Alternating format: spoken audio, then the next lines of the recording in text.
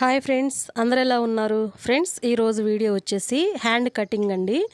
Hand కటింగ్కి మనం 4 ఫోల్డింగ్ల మీద lining అయితే తీసుకోవాలండి.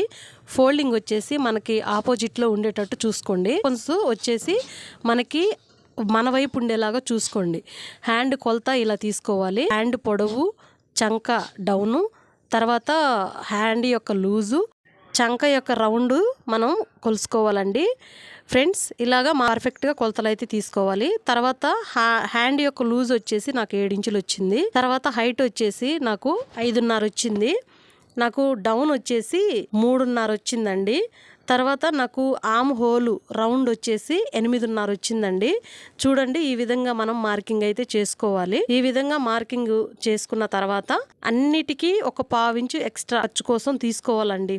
ఈ విధంగా మార్కింగ్ అయితే చేసేసుకోవాలి. ఫ్రెండ్స్, ప్రతి మార్కింగ్ కి లైన్ అయితే గీసుకోవాలి. చూడండి, ఒక లైన్ అయితే ఇస్తున్నాను. డౌన్ దగ్గర మళ్ళీ హ్యాండ్ యొక్క పొడవు దగ్గర లైన్ అయితే ఇచ్చానండి.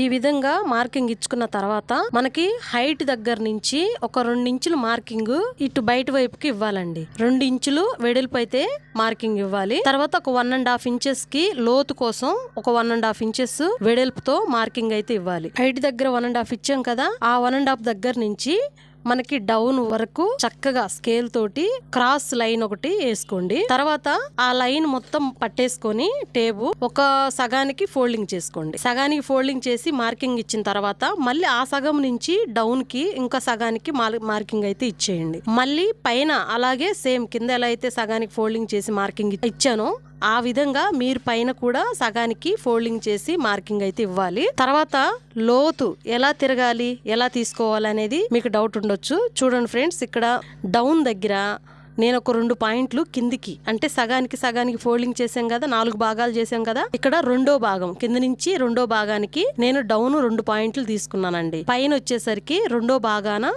పై వైపున 2 పాయింట్లు నేను ఎక్స్ట్రా కరువు కోసం తీసుకున్నా. ఫ్రెండ్స్, ఈ విధంగా మనం డ్రాయింగ్ చేసుకొని కటింగ్ చేసుకోవాలి. ఇంకా మీకు ఏమైనా అర్థం కాకపోతే, ఇలా మాకు అర్థం కాలేదు, మాకు ఇలా కటింగ్ తెలియట్లేదు కొలతలు అనేది అనుకున్నప్పుడు మీకు ఇలాగా కరువు స్కేల్ అనేది ఒకటి దొరుకుతుంది. కరువు స్కేల్, హ్యాండ్ యొక్క కరువు స్కేల్ అనేది దొరుకుతుంది, ఎక్కడైనా దొరుకుతుంది ఫ్రెండ్స్. అదైతే తెచ్చి పెట్టుకోండి. మనకిప్పుడు నేను హ్యాండ్ కటింగ్ చేశాను కదా, నేను ఈ విధంగా హ్యాండ్ అయితే నా స్టైల్లో నేను ఇలా కట్ చేసుకుంటానండి. ఇలా కట్ చేసుకున్నప్పుడు మనకి ముడతలు అనేవి రావు, పర్ఫెక్ట్ గా హ్యాండ్ మనకి కుదురుతుంది.